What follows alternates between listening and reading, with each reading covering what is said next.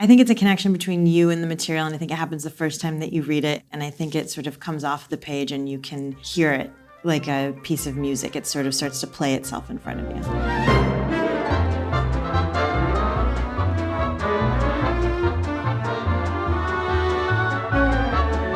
Hi, I'm Michelle Williams, and this is the timeline of my career. Put a blanket over it tonight, because it probably gets pretty cold in here. I'll bring you some extra formula tomorrow. Okay. I remember just being really excited. I went on a lot of auditions as a kid, and so to get something that wasn't an infomercial was a really big deal. I remember multiple Lassies, and I remember I was like, oh, that's movie making for you. Multiple Lassies. Now I know how things work. There's a stuffed Lassie, there's a stunt Lassie, there's a not as handsome Lassie, and then there's like a Lassie that's saved for the close-up. Hi, I'm Daisy. Hi. Nice to meet you. Hi. I'm Dawson. You're Dawson. Dawson, yeah, I know. We met before. I'm Jen. Oh, the granddaughter from New York. Okay. Right. Wow, you look different. Puberty. Hi, I'm Joey. I live down the creek and we've never met. Hi. Ever. It was exciting. We got picked up. Like, it was such a big deal. You shoot a pilot for something and you don't know what's gonna happen or if you'll all be together again, and it turns out we ran for 6.5 years. That's how much people responded to it, and it was totally a thrill.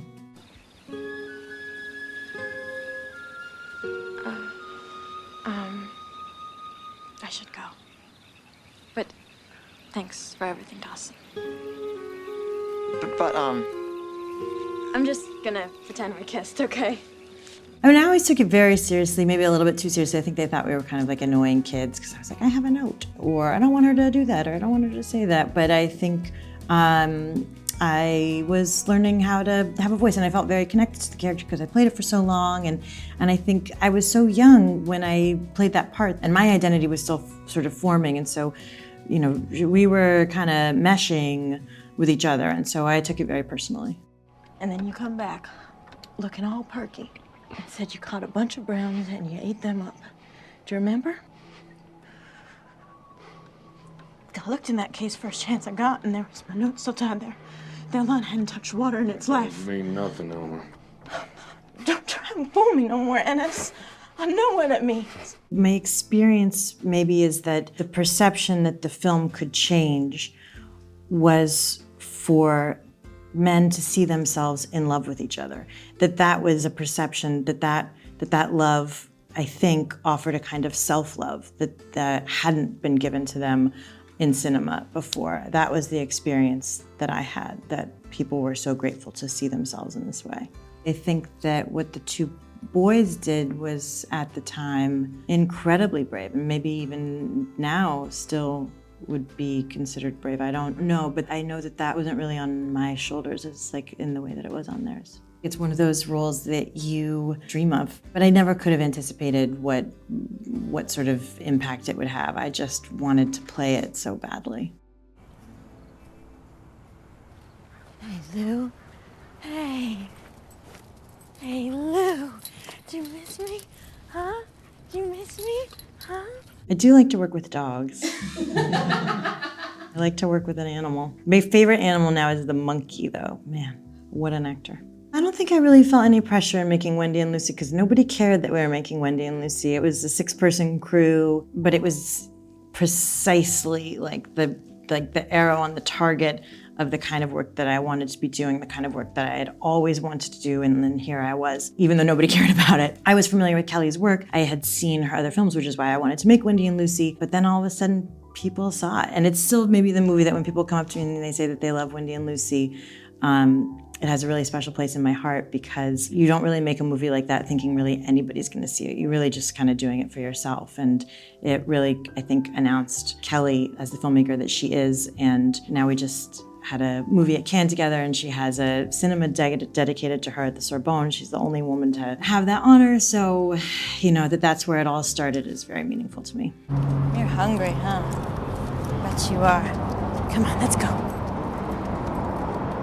When I was on Dawson's Creek, it was such a great time for me because we lived in North Carolina, small sleepy town, and there was a record store, a DVD store, and a Barnes and Noble. And I didn't go to college and I didn't really go to high school, and those three places gave me my education. And what I was seeing was independent cinema, and I thought, oh, I'd really like to work there. I'd really like to be in that community. I'd like to be one of them. And so Wendy and Lucy, a number of years had passed between first having that desire and then finding myself there. And so I was like, oh, here I am. You know, this is what I wanted and what I was aiming towards, and here I am. I can't do this. I can't take this shit. Come outside. Dean, I cannot take this shit anymore. Just come out. I cannot take this shit. Just come outside. I am not going outside with you. Come I've outside had and it. talk to me. I've had it. Come and talk I to have me. had it. I am up to here. I'm done, okay? I'm Okay, done. I'm let's done. go I'm outside done. and I really hungered for this one, Blue Valentine. There was a time in my life where just everything was Blue Valentine. I had read the script and I was totally obsessed with it. And it was like a fire inside of myself, and everything that I saw, everything that I listened to, it was all just sort of like through this lens of Blue Valentine. And then there we were, and we just hung on to it for a really long time. I hung on to it, Ryan hung on to it, Derek hung on to it, and then finally we actually got to make it, and it had been living inside of all of us. When I think back about that time, when I read the script, and in that sort of interim period before we made it, that period in your life where you really know what you want to be doing, but you aren't doing it, and it burns, and that burning is so generative. When you can't possess something and you just have to live in desire, that's what I think about when I think about like the Blue Valentine years. I was just like burning with desire for this expression. You're scaring us. Don't say it. Don't say that stuff. Be a man. What is that shit? I mean, don't I'll be a man. You want me to be a man? Here you go. Stop man, there, down. stop. Oh, I'm a big. Get out. I'm a big man. Get out. Look at me. Derek would set up these rehearsals for us where he would say, okay, now I want you to make a family budget. And now I want you to get into a fight. And now I want you to try and fix the kitchen sink. And now I want you to take your daughter to the playground. And now I want you to try taking her to the playground after you've had a fight. And so we had an entire night that we improvised. We had like a 12-hour dusk till dawn that we shot on these streets upstate New York that was all improvised, and sort of told Ryan and I just kind of like stuff our pockets with things we might want to come up with, but we had no plan. And then all of a sudden, like, we wound up doing each other's makeup and tap dancing, and you know, that kind of like deep immersive rehearsal experience gets a little bit more difficult when you have more children to make that kind of time. My heart was broken. It's always gonna be broken. But I know yours is broken too. When I think back about Manchester and I think about some of those scenes that we filmed, I remember saying to Kenny, I remember both of us saying to each other, I don't want to do this. I don't want to do this. I don't want to do this scene. I don't want to play this day. But I do know that I get to go home. And I know that for people who have lived through this, they never get to go home. And so whatever I think I'm afraid of on that day has no comparison to what people have lived through, and I didn't want to feel sorry for myself.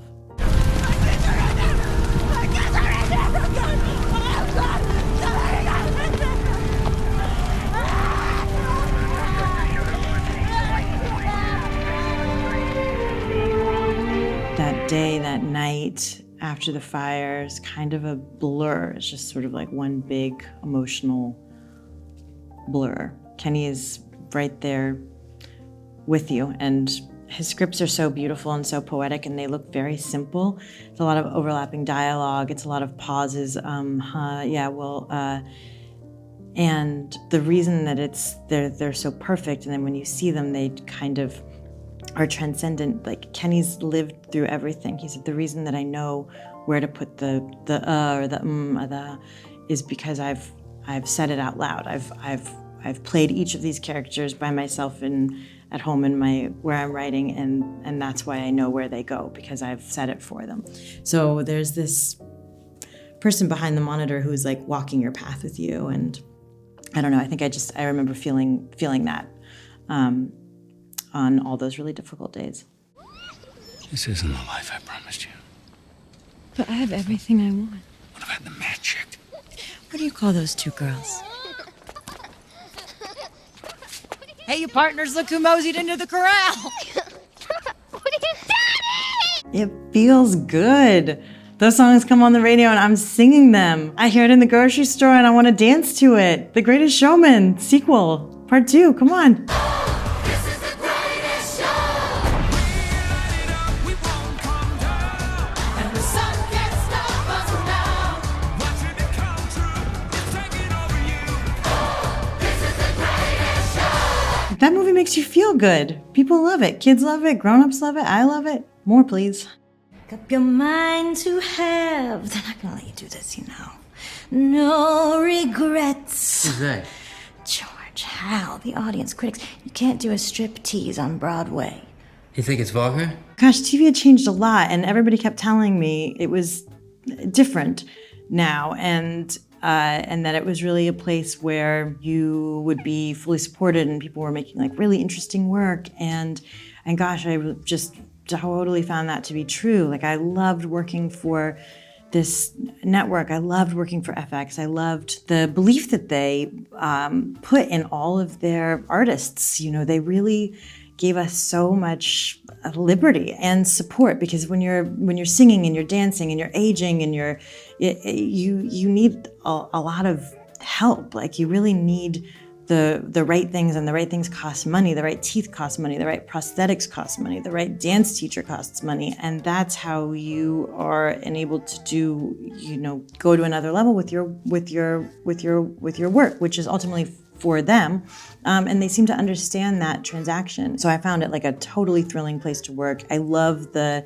limited series form. You get to embed yourself with this character like you do in a play, but you get to have new experiences with them. So by the end of it, you feel so close to them, you don't really know where you begin and they end, and you sort of go through like a very awkward transition phase as you're kind of like letting them go. It's like kind of like growing out your hair, and you're just like, oh, when am I gonna feel like myself again? But I would love to do another limited series. Having Nicole Fosse on set, she offered things that nobody else could. You know, she'd sort of whisper in my ear, oh, my mom would like add this word here. These like really invaluable details. And it's the same thing with Stephen. Now I realize you kind of have these two experts who are whispering into your ear. That was great because I got to learn how to dance, or I learned how to pretend to dance, or I learned that I can't dance. Dancers are like superheroes. Like they look like us and they walk around and then they like take their clothes off and they are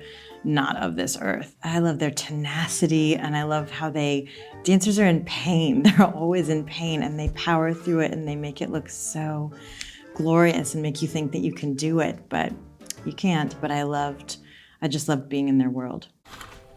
Sammy, we're going to use Daddy's camera to film it. Only crash the train once, okay? Then after we get the film developed, you can watch it crash over and over till it's not so scary anymore. And your real train won't ever get broken. One more thing, Dolly. Let's not tell your father. It'll be our secret movie, just yours and mine. I didn't know why Stephen wanted to talk to me. I could not allow myself to think that he wanted me to be in one of his movies. I really thought he just wanted to ask me a question about something that I couldn't even really imagine what, because it just didn't make any sense. Like Steven Spielberg wants to talk to me, like he knows my name. What's happening? So when we were on this Zoom together and he's talking about his life and he's talking about his childhood, and then it sort of hits me what's going on, and I can't even believe that I had the nerve to ask him if I understood correctly what I thought he was saying, because even that seems audacious to imagine that he was in fact asking me to play his mother. And he said, yes, that is in fact what I'm asking you to do. And I just am still shaking my head in disbelief.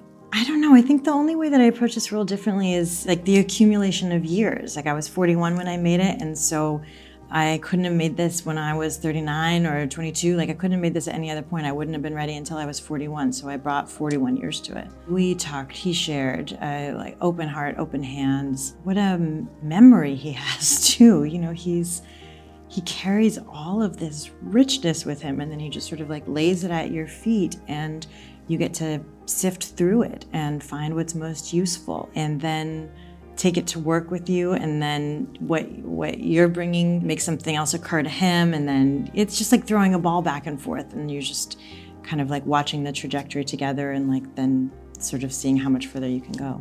Gosh, I thought, when I finished reading the script, I just thought it's a feast, and they let her live as a woman. She was a girl, she was a woman, and then she became a mother. Like, a mother is one part of her identity. I also felt like they didn't judge her for the choices that she made.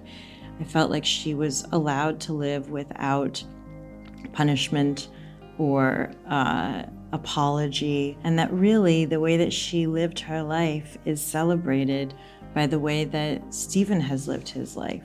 And all of her children have gone on to live their own individual paths because they saw their mother do it first. You can't just love something, you also have to take care of it. It's more important than your hobby. Can you stop calling it a hobby? Mom got a monkey.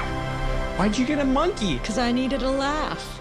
That monkey was so impressive. I was like, I want to go to monkey acting school. There is nothing she can't do. And just pure presence. Like, you really got to be careful. That monkey's going to upstage you. All animals can upstage you. They can't not be in the moment. And that monkey taught my toddler how to give a high five, which was like the cutest thing I've ever seen in my life. I'll tell you what's not better is a pigeon. Not my favorite scene partner. I really don't know what's coming next, and it's sort of exciting to think that anything can happen, just the way that it always does. Every job that you get, you can't really see it coming. And then you meet it, and it meets you, and you sort of understand, I kind of think like you get the right job for the right moment, or you say yes to the thing that you kind of unconsciously want to work on in yourself or find some kind of expansion in. So I feel excited right now to not know what's coming and to not know what the thing is that I'm gonna be trying to expand or figure out.